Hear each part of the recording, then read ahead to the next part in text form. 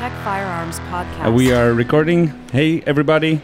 This is Karl from Czech Firearms podcast. Here's Lucas, my co-host. Hey, guys. And we welcome you to another episode, but today with Ian McCollum from Forgotten Weapons. Yes, indeed. And we are at the CZ booth, at the courtesy of CZ, that allowed us to record it here at EVA Show 2024. We need to make a big shout out to the CZ allowing us to sit here and talk to this gentleman. So thank you very much and welcome. Thank you for accepting the invitation. CZ really is like the friendliest, most hospitable booth here. It's awesome. Oh, thank you for that. So, talking about the EVA Show, how do you enjoy the EVA Show so far? Well, I mean, you might not want to ask me that on the fourth on the day last of day, EWA yeah. after 3 days of Enforce TAC as Come well. on, give it to me all the way. All right, so straight up, about 50% of the show could be removed and you wouldn't lose anything of value. Ooh, okay. But the other 50%'s got some pretty cool stuff. Like there are a lot of companies that have a big presence here in Europe that we don't see in the United States. Mm-hmm. Oh yeah. And so it is very interesting to wander around and just look at all the stuff that like, oh wow, I never even knew that company even existed. So is there something you would definitely like point out that surprised you that it exists or was surprised at all? I did not expect the proliferation of thermal that I saw. It's like every fifth booth is selling thermal optics. It's a big thing now, thanks to possibly Ukraine. Yeah. But yeah. I think a lot of Americans would assume that that stuff's just not legal to have here and it wouldn't be available. It is, and of course it's electronics technology. So as always, first it's super expensive. It goes to military, and now as it gets cheaper, it gets everywhere. And I, as a hunter, I love thermals. Yeah, it's amazing. It helps you a lot. You're just in a pitch black, just looking by your own eyes. You don't see anything. I'm looking forward to trying it myself. I've used it for competition. I've never used it for hunting. Mm-hmm. It definitely outperforms the night visions as it is because night vision gives you the ability to see, but with thermals, you're instantly on the thing, you know. Right. And at some point, we're going to get really good fusion devices. It's going to be fun. Oh yeah. Oh yeah. Oh yeah. And now they are putting it into like very tiny devices, like pistol red dots, right? Allegedly, yes. Yeah. I doubt the actual use of that because I mean the window is still kind of small, but still it gives us the mirror of the technology, right? So obviously I think everyone probably knows Holosun has one like that. Yep. Yeah, that's when we saw that. And then Talus came out with one too. And I saw both of them at SHOT Show, and I think they're both also here at EWA. Oh yeah. But Talus was talking about some actual practical applications, like you're doing raiding a building, doing CQB in an area with smoke or tear gas or stuff that you can't see through, but the thermal can. Oh, so I'm facing my mirror now, so that gives me. Well, there are also how dumb I am. There are also limits for the thermal. For example, even the glass is a problem. You know, you cannot see through the glass with thermals. Right.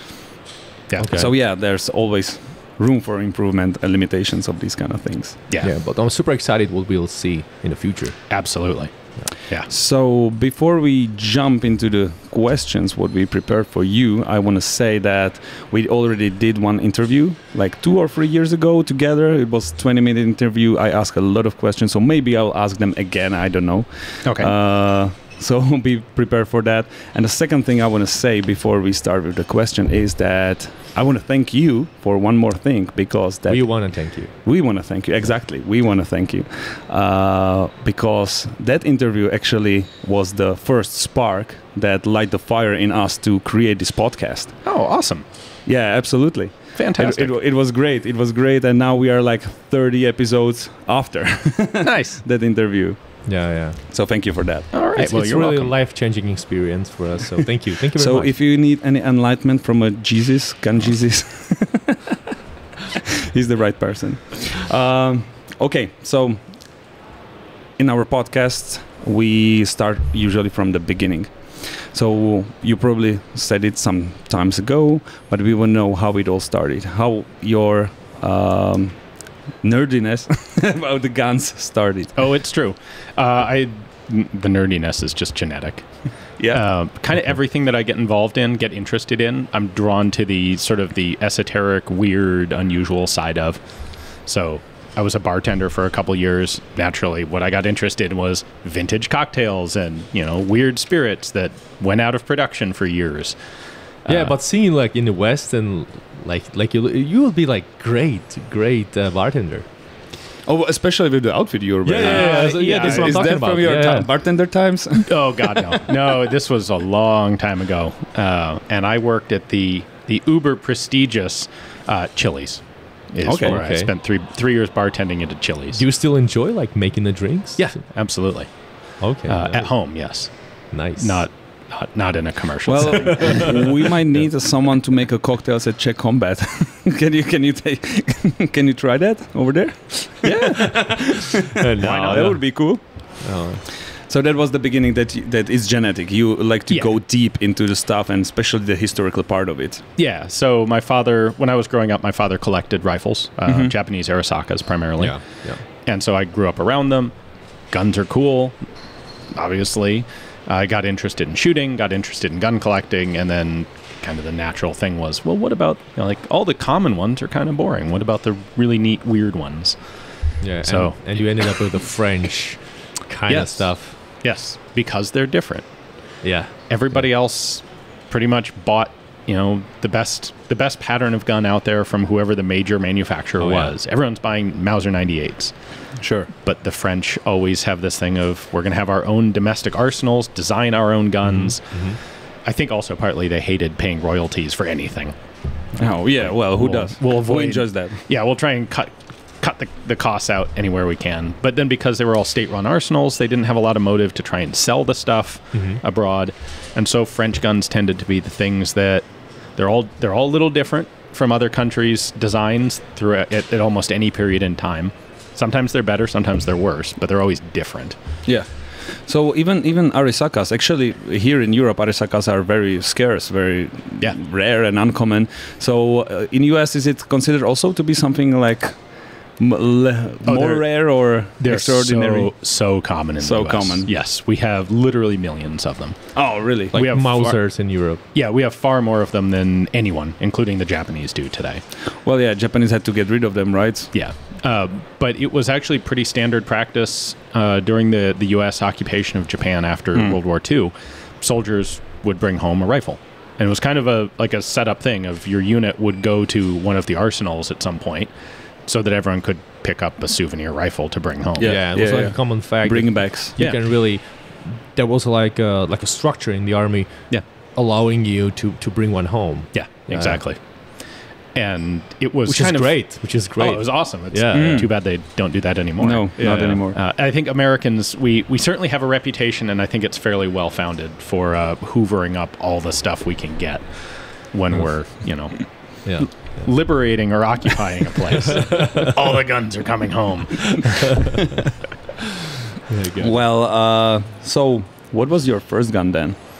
When did you get it, and what was your first choice? Oh, you think this is going to be a really cool, interesting question? Well, I assume you didn't have much money back then. So this is a super boring question. It was a Marlin Model 60, I think. It was a 22 very for generic, a start. Very common, generic 22. That's logical choice for the very beginning, right? Yeah. So it wasn't something like a Desert Eagle pistol or something like that. Yeah, no. At that point, I was 14 or 15, I think. Okay. By American standards, I got into shooting quite late. Oh, quite late for American standards. Oh yeah. Really? Okay. Yeah, not 5 or 6. What's the legal age in Czech? 15? I believe. Yeah, it is 15. Okay. Yeah. 15. By the way, what was your first gun, Lucas? Glock 17. In my case, it was SVT-40. No, you win. Yeah, I loved it. That's the winner right there. I loved it so much. Nice. Yeah. So, well, crap, that one petered out. That was boring. Let's find a new question. Well, everybody knows your videos, that you're recording them. You know a lot about guns, but let's look at the recording. how did you get into recording and editing and this kind of things? Was it something you had to learn, or were you skilled from some other projects you did before? Oh, I'm still not skilled at that. No. but you still do your edit yourself. Yeah, right? I do all my own editing. Which is kind of strange for kind of person you are now. It is definitely unusual for someone in my position. Yes. Yes. But I feel like I kind of have to do my own editing because that's where I do all my error checking. So you'll periodically see videos where there's a little text comment of like, oops, I meant 1943, not 1834. Oh, I see. And I catch those mistakes. I catch most of the mistakes, not all of them, but when I catch them, it's in the editing process. And the problem is, so it's twofold. Most very large YouTube channels will have a separate editor because the personality will film the video and they're looking for it to be cut so that it is exciting and attention grabbing, entertaining, and entertaining. Yeah. And so there's a lot of work that goes into the editing. Oh, yeah. Like a tremendous amount of work. Yeah. I don't do any of that. Like I'm basically telling a story, and for me the best possible video is one where I can do it all in one cut. Yeah. One take. And so there's very little editing involved. The first and the beginning and end of a video where you're looking at me sitting behind a table, it's essentially just like chop it at the beginning, chop it at the end, done. We saw that. We saw that when you were at the CZ recording. It was an unbelievable experience, to be honest, because that I would call is your superpower, that you just suck the information and then boom, you can easily lay them down in an order, and it's perfect. I clearly remember Carl and one of our colleagues, Jacob, with the books like around you, like searching for the information, and you're just soaking the info and recording videos right from the get-go. Yep. And that's what like, I've gotten like good at. Finishing them on the first try. Yeah. I was like, what? That's the only way it works. But as a result, I really don't. I mean, you could say I do all my own editing, but in reality, there isn't an editing process for the videos. There's assembly, but I don't have editing. Look at the intros on someone like Grand Thumb's videos. Yeah. I won't do any of that, and it would be an incredible amount of work. Yeah, the truth is that your channel is more like conservative. Yeah. But popular, like crazy popular, because you obviously found your audience. We all do follow, right? But that's really the interesting part of the industry, right? That you will find your audience, and So I feel like there's so many things where there's a triad of factors, and you can pick, like it's a thing. You got 3 factors, and you can take any 2 of them, right? Fast, cheap, and good. Yes. You can have any 2. Yeah. I get the feeling like in YouTube video production, you need 2 elements to be successful between personality, content, and production value. And any 2 of those, I think, will make a successful channel. 3 will make an amazingly successful channel, but 2 of them is really what you need.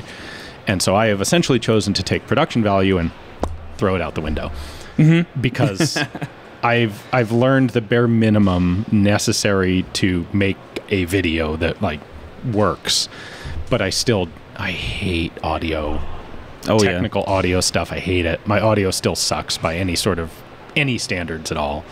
The video, I just finally got a new camera after about 10 years. And it wasn't so much because I liked my old camera, not because I liked poor quality, but because I knew exactly how to use it. Like I had all the settings and I didn't have to do anything. It just worked. Yeah. And I was really dreading getting a new camera and having to figure it all out again. Yeah. But the thing is, that's the side I hate.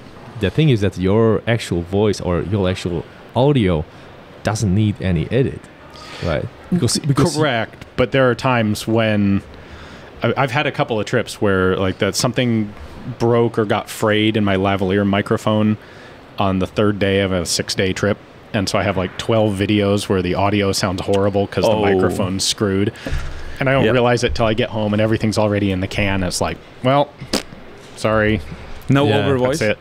Overvoice options, huh?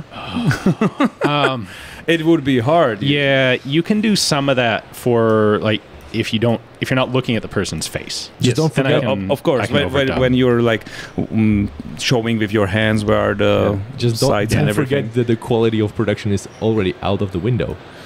So it's one of the one of the points, right? You decided to kind of follow. Yeah. It probably says something that with all those issues, I've had almost no videos that I've actually scrapped. Which just tells you how low the standards are. Well, people still love it, so it's actually a great thing that you were able to establish this as this is the level you're gonna get. Maybe some people are screaming like, "Yeah, you can do it somehow better," but usually people just get used to it and they want to stick to it. So I think you're fine.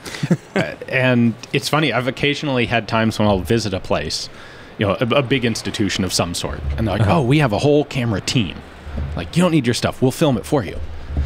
Which sounds tempting, but I don't want to get you guys, my audience, used to a higher production standard. Because all of a sudden I'm going to do 10 videos like that. I got you. And then it's going to go back to my crappy version. Right. Where's the Ian's quality? Yeah, I understand. I'd much rather, we're just going to keep it and another mediocre thing, the whole time. Another thing is that you need to do it fast because you do such a large quantity of videos. So if you get stuck with the production, with the editing, it would definitely slow your pace. Yeah. The whole video structure is kind of built around being able to be lean and fast. Because I can go into, especially early on, when I was just some rando showing up that nobody had ever heard of. Yeah. I need to be able to get in easily. I need to have a very low impact presence where, a company can find some empty conference room and just toss me in there for 2 hours and I can make 3 videos. Yeah. Yeah. So I think you made 17 videos in 3 days. It's something like that. 5 to 6 per day is pretty typical. Amazing. But it pretty much only works when I have notes done in advance. Yeah, people ask that, do I have all this memorized going in? And the answer is generally no. No. But generally your memory contains a lot. Average person wouldn't do that. I'm telling you. So I've got 2 things going for me. One is I'm pretty good at taking a list of notes or listening to an explanation from a serious expert on one very specific thing. And kind of synthesizing it together into a video-sized chunk and regurgitating it back out. Oh, yeah. I'm pretty good at that. And I've done enough of this. I have enough general background knowledge on firearms history that I feel like I can make a lot of the connections pretty well. And I understand the context that different guns show up in. Yeah. So I can look at the development of the CZ75. Yeah. And I already know generally what's going on in the rest of the world at that time. What are the trends, and that really helps to inform me about a particular gun that I'm doing a video on. Speaking about the memory from the industry, what is the topic you feel the weakest about? There are actually a lot of them. So sporting shotguns I know nothing about. American revolvers I'm pretty weak on. Okay. Smith & Wessons, the Colts, more so the newer stuff. I've gotten better on the older percussion guns. But you ask me about the police positives, So generally, the strongest you are with the guns younger than 1890, something like that.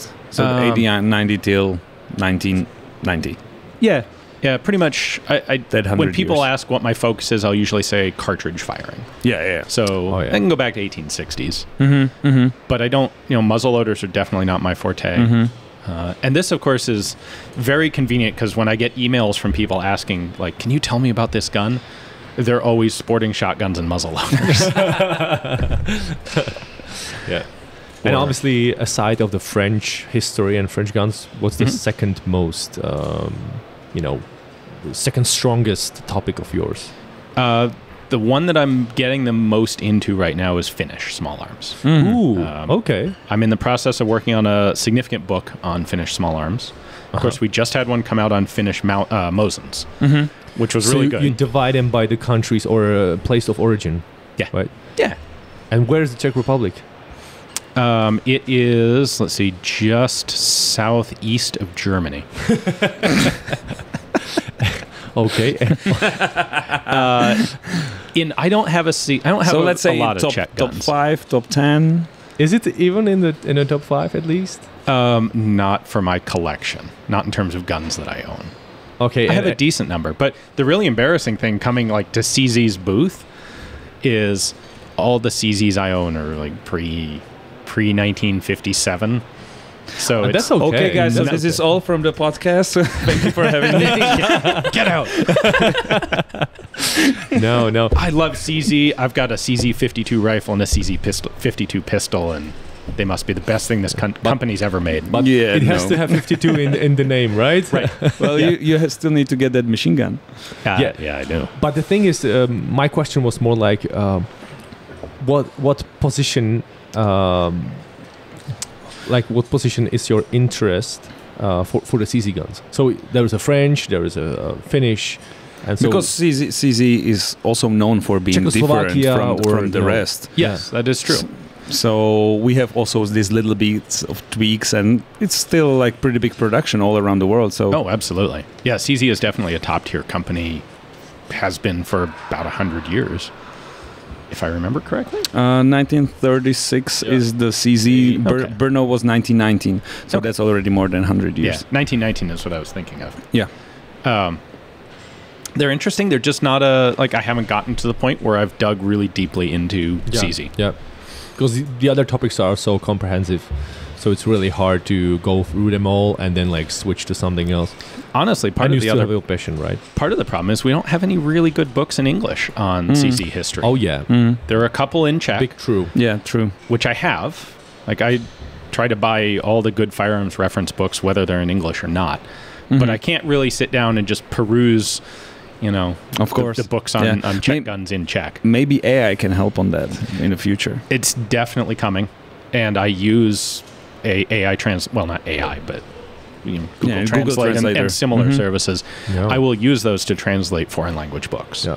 And it's not perfect, but going back to what I said earlier about having a pretty good, understanding of the context of things, it's good enough that I can get the information I need out of a foreign language book through Actually, Google Translate. that's let's make a note, Carl. That would be nice to talk with the VHU in Czech Republic if they are thinking about the VHU, okay. yes, promoting the history of the Czech firearms or generally Czech militaries or law enforcement, whatever informations. Yeah. To be more spread. Absolutely. There's so much weird, cool stuff that CZ did that, you can find examples, you can see some pictures, but was it 427 submachine gun? One with the horizontal magazine. Oh, yeah, ZB47. Yeah, sorry. ZB47. Yeah. Like, tell me about its history. I know there's a little bit in one of the books that I have, but There is. it's a lot of overhead to go in and translate books at random. So it's the sort of thing I generally don't do until I have a trip planned somewhere where I know I'm going to be able to film something. Yeah. All right. Another thing I wanted to ask you is that I asked before how long it took for you to make a living out of these videos, and you said 4 to 5 years. So how long did it take to get recognized by the community? When you noticed that you're becoming recognized?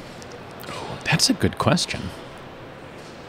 Definitely. So I started the channel in 2011. I started the website in 2010. Definitely by 17, 18, I was getting recognized in So places. 6 years? Yeah.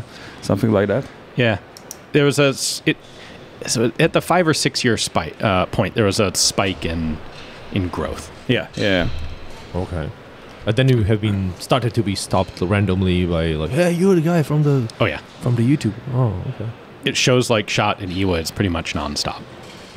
Oh yeah.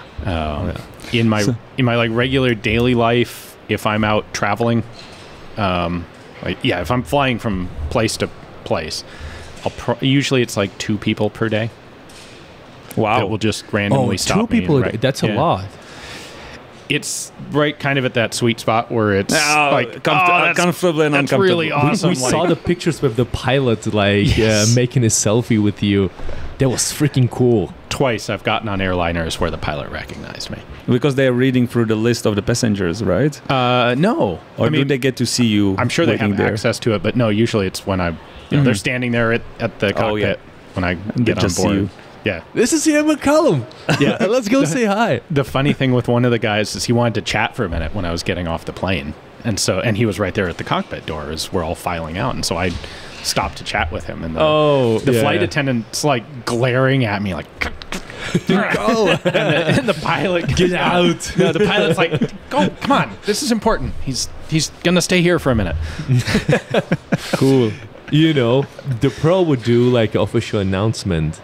And he would invite you to the cockpit during the flight.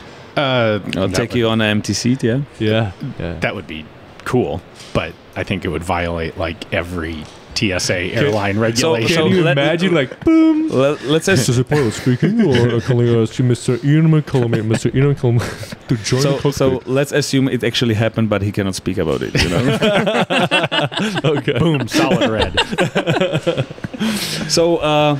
You actually guided me to the next thing we wanted to ask, and that's, so what's the best about being a famous gun influencer? Honestly, it's the access. Like, I got into open doors everywhere. That's what you enjoy the most. Yeah. Like I got into it because I was interested in the really weird, obscure guns, and those are kind of by definition the ones that are really hard to find. Yeah. And it's become successful enough that everybody knows who I am now, and companies and collectors and museums are generally speaking eager to open their doors and show me cool stuff. And finally someone cares. Someone that's a huge part of it. Yeah, I thought so. Yeah. Especially primarily with private collectors. Mm-hmm. You get really high-end advanced private collectors, and they've gotten to the point where they can't really talk to other gun people because their interest has gotten so deep into their area of specialty that, you know, my brother learned how to shoot in the Marines, and, you know, we like shooting. And they go and, you know, those guys just can't really hold a conversation with some guy who's, you know, analyzing the difference in front sight construction between 1918 and 1920 on blah, blah, blah, whatever. So when I can go to one of those advanced collectors and have some inkling of understanding of their area of specialty, and I'm actually interested in it, and I'll stand around and listen to them talk about this and actually interact because I like learning about it, that really helps to open doors. Yeah. They'll be like, holy crap, the first person ever who gives a shit about my weird firearms collection niche.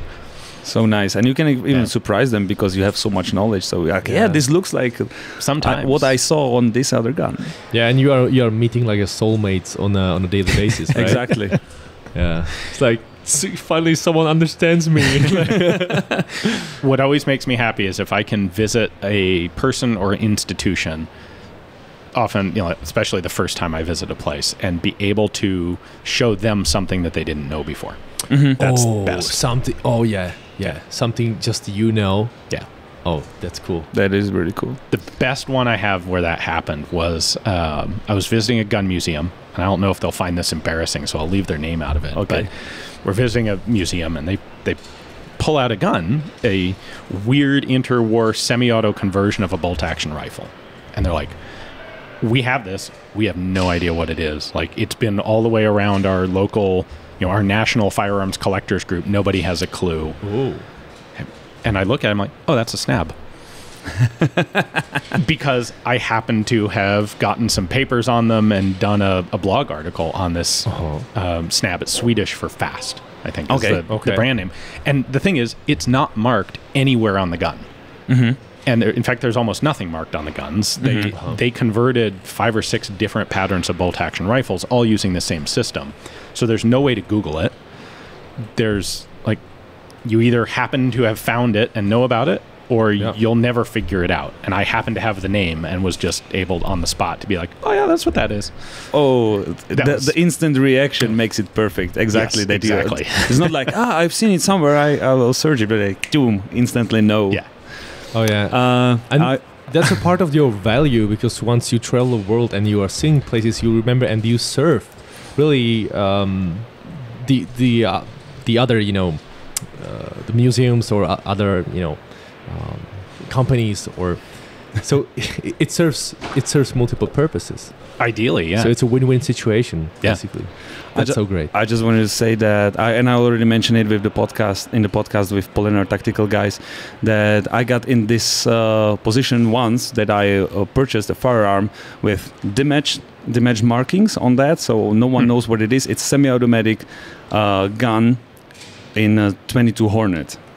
And I've never heard of any other one being made in this way, so I start searching. I actually had to find a guy who, super old guy, and his father was a friend of guys who worked for this gunsmith, and the gunsmith was making them or almost 100 years ago, you know. Nice. So I dig out those kind of informations, and it's a really cool firearm, and it's called Condor Automat. Okay. And I was able to find another one in a different configuration afterwards. So I have 2 of them. Nice. And they are super unique, super crazy. And I love that the rabbit hole that it takes you in, that you're just crave the information, and then you start searching for the people from the family of the manufacturer of the gunsmith just to get more information. Yeah. It's a really addiction. Yes, it is indeed. So we said what's the best about being the famous gun influencer. What's the worst? It's a lot of work. Honestly, to be really honest, the trickiest part is figuring out, is there an exit strategy from it? Am I cannot stop? Yeah. How do you slow down and stop? I'm doing 5 videos a week now, and I don't really want to do that forever. Mm-hmm. Like, I love doing it. I love what I'm doing, but man, it's a lot of work. True.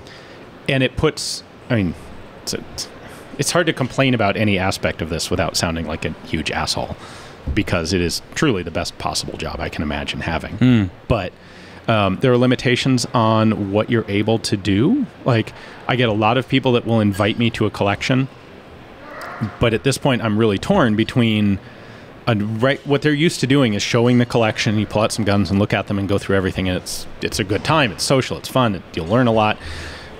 But I need to film things. I can't just travel somewhere to look at cool guns, because I've got 5 videos coming up next week that I have to plan out and make sure I get filmed. And it's a lot harder to schedule ways to go and actually film content reliably. So. And we talked about that when I visited CZ. I need to have. I'd love to see the factory. That's a big part of it. Yeah, but let's get to the business. And I want to look through the reference collection, but then I need like 3 days of quiet and being able to be in a place where I can pull one gun at a time and actually film. Yeah. Man, I still have your list. So. Oh, excellent. Yeah. And we didn't cover the CZ75 family at all. So next time we definitely have to do it. We will. Yeah. Yeah, count on that. Yeah. Looking back, is there something you would change on your path? They didn't give me these questions in advance to think about. No, we didn't. So take your time. We'll put a commercial on, and then we'll come back. Ladies and gentlemen, the new CZ's. This podcast is brought by... No. Just go ahead. Honestly, I can't think of anything substantial. I mean, there's always small stuff, but like, most of the things that I would have wanted to change, I've just already changed when they became too big of a problem. You know, I'm trying to think about like format. How like, would you do something earlier? Maybe like you would change. No. I've always the content that I do on the channel is always primarily based on what I think is interesting. So. Probably for your personality and for your opinions. Honestly, probably one of the best decisions I made was one that I never really did consciously, which was I don't have a character on YouTube. There's not a construct. It's just me. Yeah. So it's your name there. Right. Everything is bold. It's just you being you. Yeah. And I couldn't do 5 videos a week if I had to fabricate my interest in them. Like, I couldn't go to work for a commercial company and promote their entire line of products, because I guarantee there'd be something in there that I just wasn't interested in. Just don't. It doesn't even have to be bad. I just don't care, and I can't really fake a lot of enthusiasm for it. You know, I can fake enthusiasm for something once, but not over the long term. People will recognize. Yeah, exactly. Yeah, and I think if you look at YouTube in general perform, that sort of public persona job in general. I think a lot of the people who burn out and get in trouble are the ones who have a fake persona that's not really them. Yeah. And I'm sure Interesting. I've only been able to do what I have because it's just me. Yeah. Like, yeah. Makes it easy. Not quite. it's still a lot of work, but it is. But you don't have to fake things. Right. So you don't constantly think of how I'm going to behave because it's just you. Yeah. So that makes it easy to be genuine. Yeah. But I don't really think that you're running out of old firearms, but you changed kind of the direction also, that you're recording more recent things. So you're also taking participation in, for example, contests like matches, like Lynx Brutality, for example, where we were together. Desert Brutality, right? Absolutely. Lynx Brutality, yeah. So I was talking about the Desert Brutality. Oh, Desert Brutality. Yeah, sorry, I haven't heard it. Yeah. I'm banned from Desert Brutality. Oh, really? Yeah. How? What did you do? Carl and I no longer have a particularly good relationship. Okay. And I got banned from all in-range events. Oh. So sorry to hear that. Fortunately, that does not cover Lynx Brutality or Finnish Brutality or the Czech combat match. Yeah. All of which are going to be pretty Yeah, sweet. you'll do a European tour and... So, exactly, European tour. So, how did you get to these matches? What was the idea? Someone approached you and you thought it's cool, or how it started? Was it your intention? Maybe. So Brutality matches started as a collaborative thing with Carl and I. Oh. And originally the idea was the two-gun action challenge match, which is rifle, pistol with a physical focus to it. So running, movement, cardio, shooting while under physical stress, that sort of thing. Carl had been running those in Tucson for many years, and I started shooting them as well. And I enjoyed shooting them with old historic guns. So that's how the match content started on Forgotten Weapons. It was, here's this old weird thing from 1957. And let's see how it performs. What if I run it in a 3-gun match? Yeah. And 3-gun's really hard because... Yeah, it's so complex. Well, and especially old shotguns. It's one thing to find an old military rifle to run in a rifle match. Like shotguns just aren't, historical weird shotguns aren't compatible that way with 3-gun matches. So 2-gun was, to me, a perfect outlet because I can come up with old weird pistols and old weird rifles. And I enjoyed the format and the physical aspect of it. It is still crazy complicated once you want to perform. But yeah, definitely easier than the 3-gun. Yeah. Which I still consider like a really top. So because we all desire to be universal, to be able to shoot them all great. Yeah. So I personally consider a 3-gun as a really top tier, performance oriented skill. I'm very fortunate that with 2-gun I can just not have to worry about the shotgun. Yeah. One less thing I have to get good at.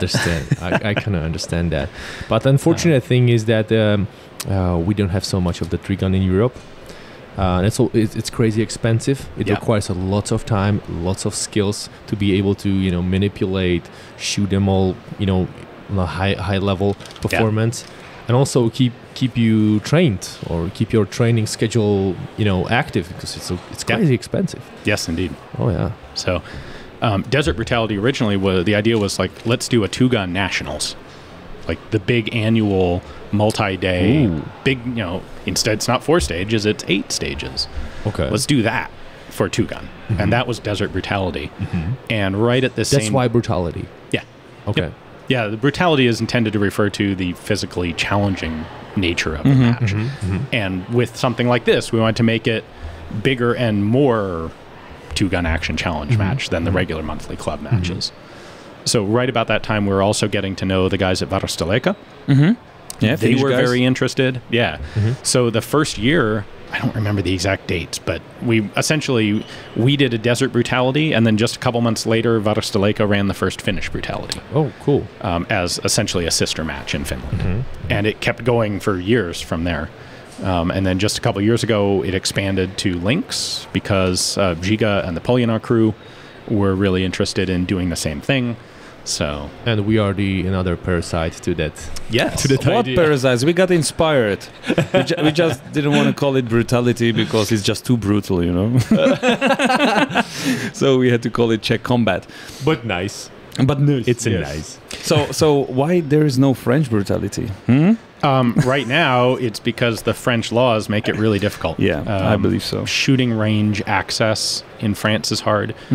I think I've talked to some guys who are interested in running one in France. Guys, can you imagine a match called German brutality? Sure thing. I think a lot of people actually can imagine that. You're It's like a no We fit. are in Germany. You're not gonna get out of here. We are releasing afterwards after we are gone from this place. Germany is actually even harder to do Yes. something like this than France would be. In Germany, they have regulations down to like you're literally legally not allowed to shoot while moving. Oh yeah. Okay. You cannot even talk about it. Yeah. Believe or not. But you cannot even publicly... Tell me the story. Someone told me... Do tell us about it. Yeah. What you're not allowed to do. So... Someone told me on the booth that they tried to record some video about some kind of dynamic shooting specifications or like specs. And some German guy just stopped them that even like talking about the shooting while moving or some kind of more dynamic shooting performance is just wrong. It's banned and it's like... I was Okay. like, what? Leave us a comment if you think it's true. Someone told me. I'm telling you. Yeah. I'm just telling you what I I believe heard. you. So we do have a trademark on the brutality name in Europe. That's actually owned by Varos Deleka. Yes. And we're very interested in expanding the matches around Europe for a couple of reasons. First off, because they're fun.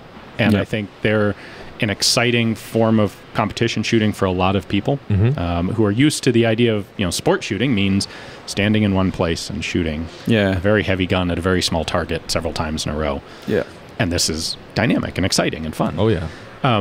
But I think it's also potentially a really cool way if we can get this recognized as a sport shooting organization in the EU. It then becomes a much easier way for people to apply for Category B shooting licenses, so that they can get semi-automatic rifles and pistols, which are necessary to compete in this format of competition. If it's a recognized official sport, like, I think there's some really good political outcomes for it that way. Yeah, but you're not shooting it anymore with the old weirdo guns. You're going more modern, right? Sometimes it honestly comes and goes. Sometimes it depends where I'm going. So, for example, Lynx last year, I wasn't able to import my own stuff. Okay. So I was kind of at the whim of what am I going to be able to borrow. Right. Okay. Yeah. Bolt action rifles are always really difficult for matches like this. Like, you can do it, but man, it's hard mode. Oh yeah. Yeah. It'll really enlighten you. If you don't think there's a huge advantage, just natural advantage to semi-auto over bolt action, Yeah. Try And it. I can imagine organizational team hating you for that because you will just triple all the stage times. yeah. And it's like because it requires like schedule, like very specific schedule for the organization. We are Well, you get disqualified if you or There- you just don't make it in time. There are par times. Yeah. that's true. For example, Finnish brutality, I have to get my ammunition in Finland. I'm not shipping over the ammunition. And it's really only practical to get 5.56 and 9mm. Oh yeah. Or maybe 7.62 by 39 or 308, but that's kind of the limit of it. And that really limits the number of weird historic guns you can bring. Sure. Yeah. Like, I'm not going to bring a Hakim, an 8mm Mauser, or all sorts of other things that I could potentially use. Yeah, but you save the time. Scratching your head. What would you bring? And yeah, that makes it easier. These issues tend to drive more towards running more modern guns. Okay. Should we say what you're planning to use for the Czech combat? No, let's make it surprise. Make it surprise. Is it still a secret? I don't think so. I can keep a secret. It's up to you guys. Yeah, I hate it. No, you tell it to us. Well- Or we know that you love for French stuff. We already said that. I'm not sure we've 100% decided what I'm going to shoot. Maybe yeah. we haven't told you.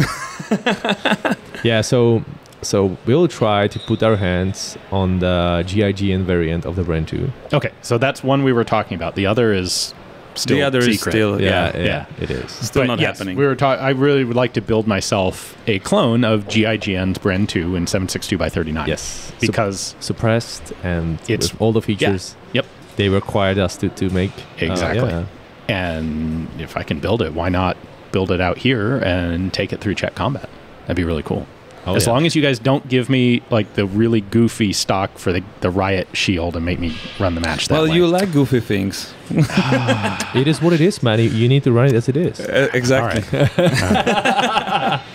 So, if we can stop a bit to talk about the Czech combat, what do you expect from the match? So I don't know exactly, but I've heard some awfully cool details, like we're going to shoot from helicopters. You will shoot from helicopter. Yeah, it's not a part of the match. Actually, it's after the match. But I'm yes, still okay with that. Yes, you will shoot from the helicopter. Otherwise, we wouldn't be able to bring him in. You know. So. Yeah. I've never even actually ridden in a helicopter, much less No, shot me neither. from one. Me neither. And I'm very excited about that. Oh yeah. Yeah. There's a helicopter course, shooting course attached. So yeah, for those of you, I believe the registration is still open for the helicopter course. Yes, registration is still open. The competition is full as we speak, but for the helicopter course, the registration is still open. You can still apply for that. I mean, you guys are coming, or the influencers who are coming, this gentleman and the others, will be flying helicopter and doing some shooting. Guys out from of that. Polar Tactical, James Reeves. Yes, To be clear, I'm not flying the helicopter, or we're all going to die. Yeah, you will be a passenger. No, you'll be just taking selfie with the pilot. Yeah. There's few not really limitations, but suppressor is mandatory. You need to have a class right before to know the rules, how to behave. Makes sense. If you are guys falling or Don't push the buttons in the cockpit. hog down. But for the people who haven't heard about the Czech combat competition, it's going to be a competition taking place in Czech on 20th and 21st of July at shooting range of Oleško. It's 2-day competition with 12 stages, and it's going to be legendary. We prepared really cool stuff for you. Stages you've never seen anywhere else, I believe. It's a very high production value match. Yes. Yeah, all the registrations for the match, we had 100 spots available, were sold out in 25 minutes. So it's gonna be awesome. That's the classic problem with brutality matches. Yeah. Finnish brutality got to the point where it was selling out in 15 seconds. Yeah. Yeah. So I know Yari's working on some things to expand that. Yeah, it would be nice to have a European league. Yeah. Right? Yeah. Yeah. That brings me to idea that we need to really work hard to make it nice. Nice. It's nice. We really need to make it quality match. Yeah. In the first place, and once the viewers the participants will be possibly happy, we can apply. We can ask the Finnish guys or the rest of the organizers to join if possible. That would be cool. So there are two main elements, I think, to making a brutality match really good. And one of them is the match itself. Mm-hmm. Cool stages, fun stages, challenging stages in particular, both shooting and physical challenges. But the other is just the people who are there. And it's always been an event. Community. Exactly. That was a fantastic, friendly, mutually supporting community. So, for example, we've never had prizes for the top shooters. There's recognition, but the prizes are always random draw in the brutality matches, and that's to engender this notion of we don't want people to game the stages. We don't want people to try to win at the expense of hurting someone else. This is intended to be a competition of you against yourself. Are you better today than you were yesterday? Are you better this year than you shot last year? And I think we've been very successful at that. The camaraderie at the matches is fantastic. You will see, I don't regularly go to a lot of other sort of matches where you watch the crowd of competitors cheering for the guy who's currently shooting. Usually they're all shooting against that guy, and the worse he does, the better it is for them. And it's kind of the opposite. Well, maybe if we make matches. a league out of it, then this might change. Because then you might want to be the one that actually success in all of them and to point out that you're a really great shooter or something. Yeah, but at the same time, I don't think we would want to have like a national or an overall scoreboard. Okay.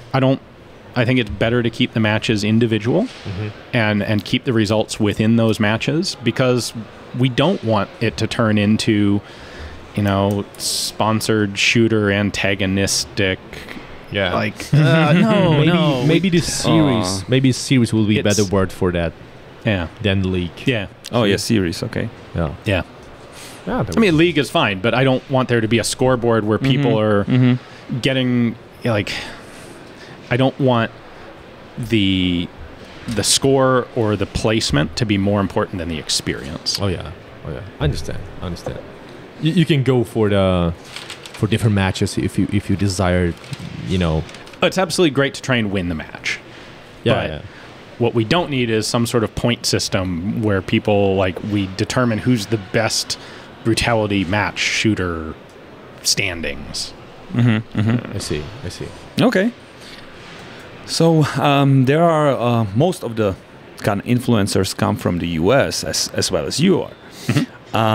How come that you're visiting Europe so often and the rest of them are not? Because we know, for example, you, James Reeves, are coming quite often to the Europe. Polar guys are the local guys. Why is it so interesting for you? Why do you think this is happening? For me, it's because I'm French. a little bit unusual. France, right? Also, there's no France in the U.S. All right. But I'm a little unusual in YouTube channels in that I do focus on historical firearms primarily. And a lot of those exist in Europe. A lot of the museums in Europe have extensive collections. Over the course of book writing, I've developed contacts in Europe. Collectors, museums, military forces as well at this point.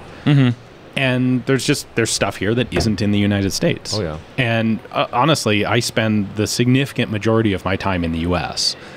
It becomes visible, people notice it when I'm in Europe because it is a fairly unusual thing. But it's not like I spend the majority of my time here or anywhere close to it. But when I come to Europe, they are long working trips, and a lot of video material comes out of them. So you kind of see a disproportionate amount of European stuff on the channel. Right. To be honest, when I was, as I said, kid watching your videos, or a younger man, let's say. I'm old now. Yeah. I feel like it was a long time ago. And we were so surprised how many, mainly we were watching the Czech firearms, how many of those prototypes of those cool firearms you either never heard of or heard of and saw one picture are in the US. As you were making the videos for the auction houses, there was amazing collections. So I know that there are museums over here which are filled with the super crazy prototypes, but the amount of historical firearms in US is also amazing. It's huge. Yeah. And I mean, that's why most of the big firearms YouTube channels are in the US, because we have all the guns. Yeah, you love all guns. the guns. All the guns. Yeah, and you still need more. Obviously. Unless I'm trying to float, I can't have enough. Or I can't have too many. Oh yeah. You're popular on social media, so YouTube, Instagram. How do you actually cope with the shadow banning on these social media platforms? Because this is something that we all face. Yes. Do you have any hacks? Not really. How to fight the shadow ban? No. The short version is no, I don't. The longer version is I have been not quite since I started the channel, but since probably 2015, I've been actively following and looking for good alternatives to YouTube for video hosting. And so far, they've all kind of come and gone. There was Full 30 at first. Utreon. Yeah, I remember Utreon. Utreon became named Player. Yeah, I think they had a legal issue with Patreon. Maybe. So they changed the name. It's still there. I'm still posting on it. I kind of wish it'd grown more than it has, but right.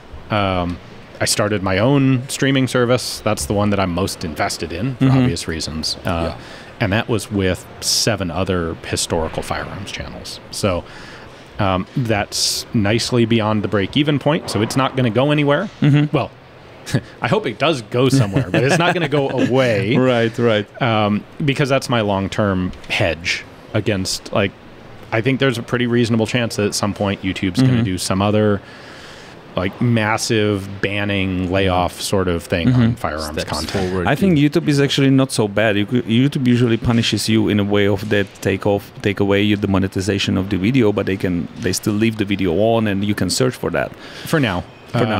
That can be a bit insidious in that it makes it very difficult to run a professional channel, a channel that is a business, that is a full-time endeavor. It's easy for someone who does this on an amateur level, and I don't mean that qualitatively amateur, but like this is a side thing that I do for fun. Then the monetization's not necessarily that big a deal, but when it is actually a business that's supporting people, you know, hired actual people working, that becomes more problematic. And yeah, with YouTube, it's not so much a day-to-day thing. There's always the big sword hanging over your head of if they decide that they just don't want that content anymore, then they will cancel it irrevocably and without notice and out of nowhere. So we can wake up one day and it's going to be all gone. Yeah, that's what happened with the suppressor thing. So you have all your videos saved somewhere also? Oh yeah.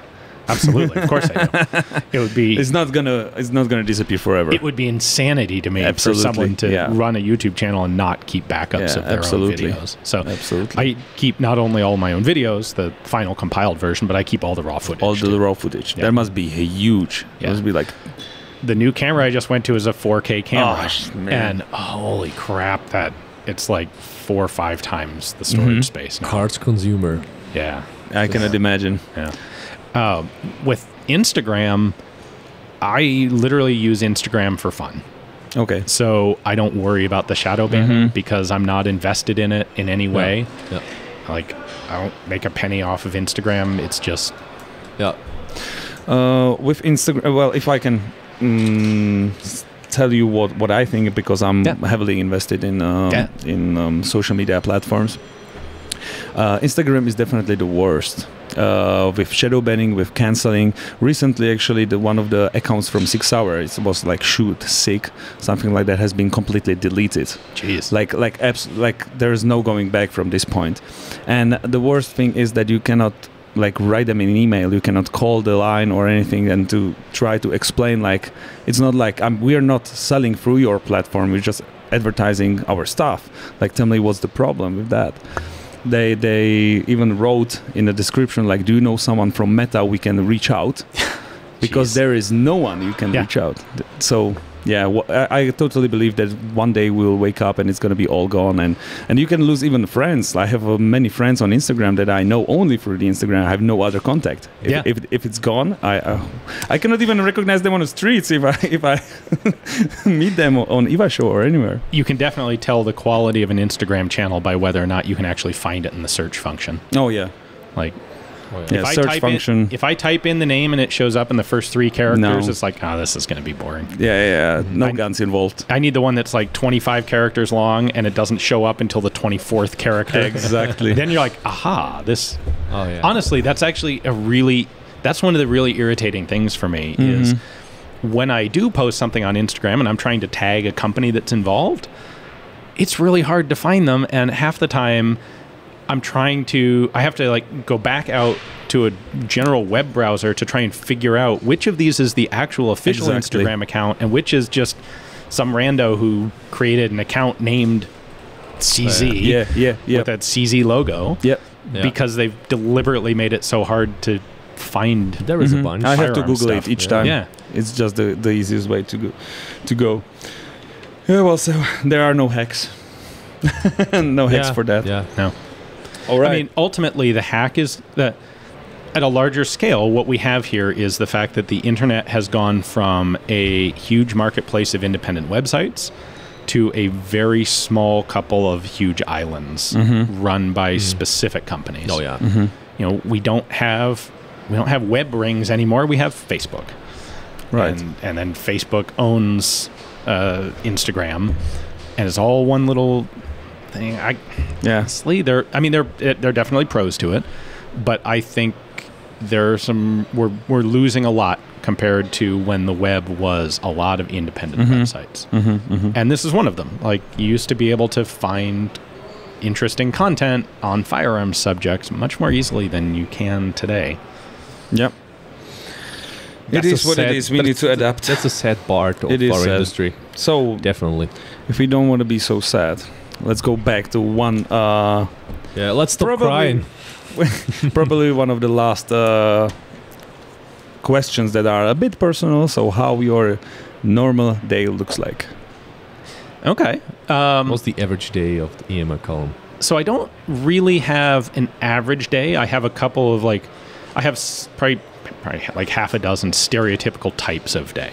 Okay. So if I'm on the road filming, my typical day is going to be like wake up at about 5, check email, knock out anything that's really essential, and then I'm out the door by probably 8 to get to a factory or a museum when they open, 8:30 or 9. Spend all day filming, 2 or 3 videos before lunch, get lunch. If it's a one-day trip, I'll often skip lunch. Especially on a one-day visit to a place, what you'll discover is there are a number of these sort of stereotypical sequence of events where you'll come in, and especially in Europe, but also in the US, first they offer you coffee, of course. And you kind of have to accept it, especially the first time you're there. And so that's going to be like 15 minutes. And then you have to get to know, you're going to be introduced to the person you're working with, chit chat, a little bit of small talk, and then see the collection or the place or the whatever it is. And so on a one-day visit, it's 10 a.m. before you're in any sort of position to actually do work. And so then if you want to film for an hour and a half and then get lunch, you're going to blow like 2 hours getting lunch. So I'll often just work straight through lunch, so that I can actually get more good and usable content. On a longer trip, if I'm at a place where I've been before, they know me, I know them, like I was at the Royal Armories a couple weeks ago filming. That one, I'll stop for lunch because I'm not going to skip lunch 5 days in a row. No, impossible. Nope, not fun. Give me some food, please. Protein bars all day. Royal Armories is perfect because there's a little sandwich shop that's very convenient, and so every day I'd go to the same little sandwich shop, sandwich, bag of chips, drink, take it with me, get back to work. Exactly. But most people would be probably interested more in how your normal day at home looks like. So again, there are going to be a couple different things. Like, what do I need to do at the moment? I kind of batch tasks. So one of the more common ones is going to be video editing. I don't do any editing on a trip. I'll do a bunch of filming, and this will be happening when I get home from this trip. Now I'm going to have, several dozen videos in the can. Get up in the morning. I tend to drink tea in the morning. So I'll have a cup of tea in bed, and then breakfast, and then make an entire pot of tea that goes out to my office with me. And it will be edit through a video, compile it, start it uploading, write the description, the title, make the thumbnail. Some of the thumbnails are super easy, like the stereotypical ones with a flag and a picture of the gun. Those are easy to knock out. But if I'm doing interviews or shooting range video, I put more time into coming up with sort of a more creative thumbnail on those. The idea is I want there to be a standard, I want people to be able to tell what the video is going to fundamentally be based on what the style of the thumbnail is. So if it's the standard thumbnail, you know that it's going to be description of the history and the characteristics of the gun. If it's something else, it's more so like storyline of you doing something somewhere. Exactly. Lunch about noon. Lunch is usually leftovers from last night's dinner. Work till 5 or 6. Speaking about the thumbnails, have you ever recognized that some people are copying you? Some accounts? Yes. Some I can see some where people took the same sort of line of thought of how to set up a generic style of thumbnail. And I see some where I don't know if they're actually copying me, but they could be. But they are like straight up copy with the angle and everything. I think Kyber Pass Customs is the one of them. There have been a number of channels that have done parody videos of my stuff. and deliberately knocked off the thumbnail too. Those are fun. Yeah, I saw some footage of you working out. Was it like a preparation for the Finnish brutality, etc.? Yeah, that's pretty much the only time I post that. I mean, when I'm home, I run 3 days a week and I do strength training 3 days a week. Nice. And it's not like hardcore, really serious, but I have a little small home gym. Like I cycle through, I'll do a 1 mile sprint one day, I'll do a 3.5K run one day, I'll do a 5K run one day. And I just cycle through those three. Nice. And then just, a basic strength training routine. Sure. Staying in shape is important. There's also mental benefits to the physical exercise. Absolutely. Yeah. Absolutely. Yeah. So it helps you clean your head, you know, square up your thoughts and, all right. Yeah, I think it's very valuable. And anyone who's on the fence, I would strongly recommend doing it. Oh, yeah. So Carl asked you about your desert island guns on that interview you guys did 2 years ago. Yeah. You remember the answers? I think I probably said a What Would Stoner Do carbine. Yes. Yeah. And there was also a pistol involved. my question was... CZ75. It was a Czech pistol, but it wasn't CZ. A Shadow 2. Nah. Oh, probably the Laugo. Yeah, it was Laugo. Yes, it was Laugo. My question is, if nowadays you would stick with the same combo, pretty much. Yeah. Yeah. Yeah. Yeah, nothing changed since? Not really. But we know that you would add something new on top of the What Would Stoner Do. So there is one of the cool things that actually it's a cool thing here, but I actually saw it at SHOT Show a couple months ago. Spur has a new mount. How Spur is this super cool Swedish gunsmith. I've actually done some videos from his collection. Oh, really? I got to visit him a number of years ago. Nice. Very, very nice guy. Nice. Brilliant designer and a brilliant freaking machinist. Oh, yeah. I don't know. I think they've probably been taken down now, but at one point he had some videos on Facebook or Instagram. He decided to make a Luger and an AR-10 from bar stock. Like all of it. Yeah. By hand. By hand? Yeah. Oh, yeah. This wasn't, I'm going to go buy some parts and make an AR-10. This was, here's a block of steel. Oh, my God. Now it's a receiver. Yeah. He is an amazing machinist. That's what he does, man. Yeah. That's what he does. Yeah, well... He's kind of, I'm sorry to say that, but he's kind of nerd, but in a good way. Oh, absolutely. He's so focused, and you can recognize the very details of the machining. Yeah. Take a look at his mount. Yeah. It's like, it's beautiful. The very tiny details are mastery. So years ago, he came up with what he called the BAM, the Ballistic Adjustable Mount, which was intended to be a red dot mount for machine guns, like M240 sort of stuff, where it's an aim point red dot with a magnifier behind it, and the whole thing is on a BDC cam. Yeah. So, like, the red dot's fast, but how do you adjust for range? Well, the answer to this is you just have a cam. Oh, yeah. Whoop, 300, there it is. Yes. Yep. And I think he's taken and iterated on that sort of idea. Oh, and the magnifier was removable. Yeah.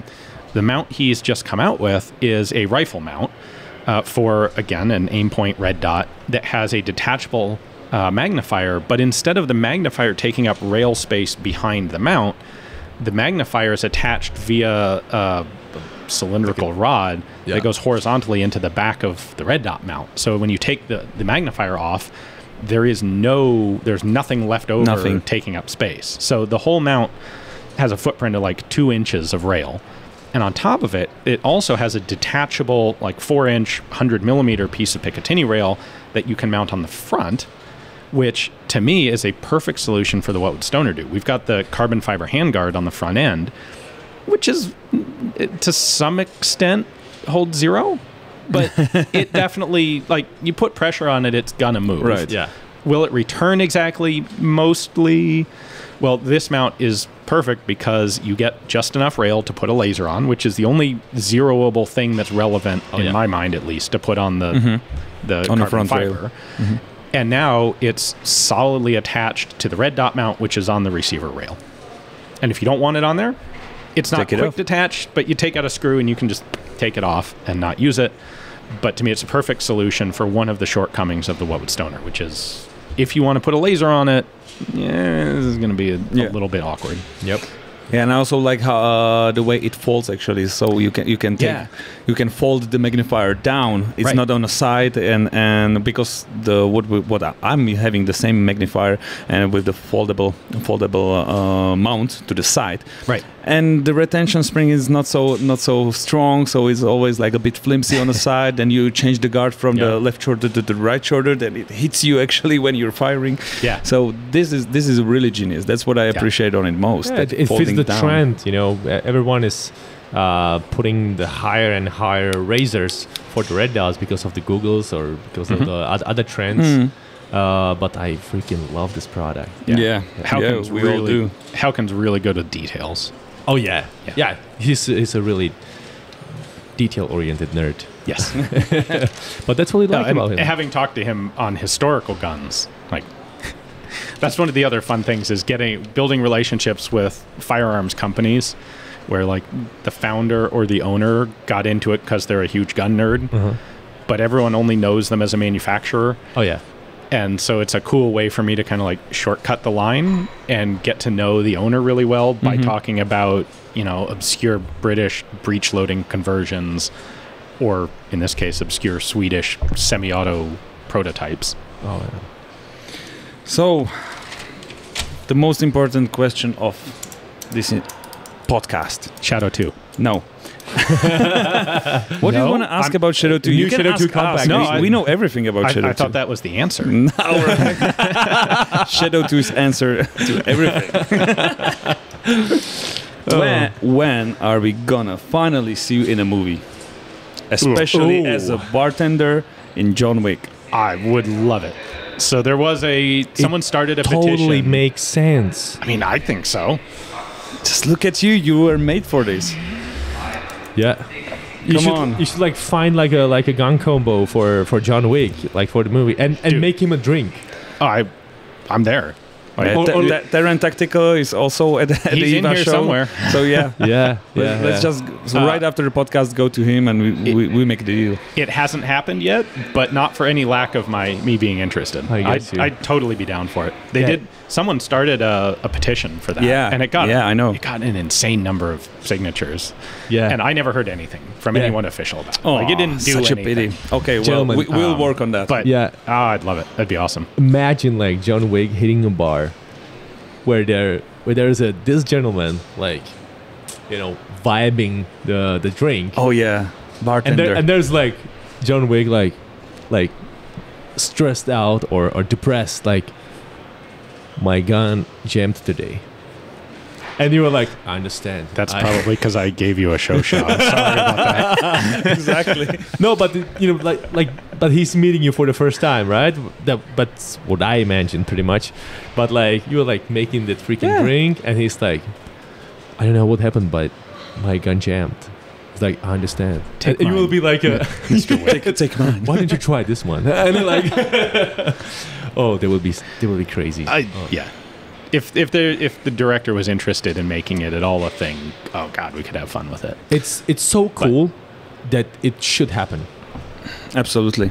There's also another role you could play perfectly, and that would be James Bond. In James Bond, there's the Q who gives the gadgets to the James Bond. It's similar, you know, character to that. Yes. You need to practice your British accent, but yeah, boy, that would be huge shoes to fill. Like, I'm not actually an actor. Nah, you'll get to it. You're in front of the camera all the time. Yeah, that's true. Yeah, it helps. And you're a gentleman, and you are yourself, and you would like play yourself, right? Just we have to make this happen. We'll definitely, if we get a chance, if we meet Keanu or someone, we're definitely gonna push him this idea. Yeah. We are doing a book on the guns of James Bond. Yeah? Yes. Sweet. It's lot of PPKs. Yeah, but there's actually a lot more to it than just those. Mm-hmm. So it's covering both the cinematic guns and the literary. And the book ones. Mm-hmm. Yeah. And both the Ian Fleming books and the continuation novels from later. It really got me kind of to dive deeper into James Bond. I'm not the author of it. Commando Bond on Instagram is writing it. There are quite a few CZ guns in the movies, actually, also. Even with Craig, he was using the VZ58, the shortened one, and so on and so on. So for those of you who are movie makers out there, we don't want to force you kind of to do anything, but you kind of get the idea, right? And then then we get the Christopher Rosewarne to do the gun. That would be the cool. backgrounds. Yeah, Because on one of our previous podcasts, we had a guy who actually creates the guns for the sci-fi movies and so on. Oh, cool. Yeah, it was great guy, stuff. Brilliant guy. Brilliant guy. Nice. He lives in Prague. I'm going to have to watch that one. Yeah, you should. It's very interesting talk. All right, so I would finish it with general question. What are your plans for the future now? Pretty much to keep doing what I'm doing. Yeah. Yeah. Just Keep filming. Like you mentioned this earlier, like, oh, I don't think you're probably running out of guns. And the answer is no, I'm definitely not. Yeah. Like the more I do, the more I realize just how many more there are out there to be done. Mm-hmm. I really enjoy book writing. So I have a number of plans that are still in the works there. We're going to do a 6-volume series on World War II small arms. Oh, nice. The first one was U.S. and that's available now. The second one is going to be Soviet Union, which will be launching very shortly. Okay. And we're after that, we're going to do the other 4 major combatants. We're going to do Britain, Germany, Italy, Japan, and then maybe a 7th one. The problem is that leaves out a whole bunch of really interesting stuff, like Czech guns, but where there isn't enough to do a full video. A full book. Yeah. So I'm thinking like a 7th book that covers The rest. essentially all the countries that Germany just steamrolled before they could do a lot of development. I see. Because you've got the stuff from the French, the Belgians, the Dutch, the Czechs, the Poles, the Scandinavian countries. So it might end up being 7, but those are super fun to do. Yeah.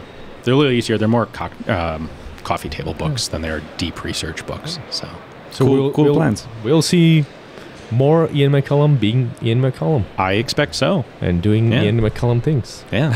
Great. That's how we like it. Yeah, so we will see each other at the Czech Combat. Absolutely. Definitely this year, one If more. not earlier. So I'm not saying goodbye for too long time. Yeah. Man, thank you for the inspiration. Thank you for coming to this podcast. We really appreciate that. My pleasure. Yeah. Thank you very much. Thank you for what you're doing. You serve the community more than well.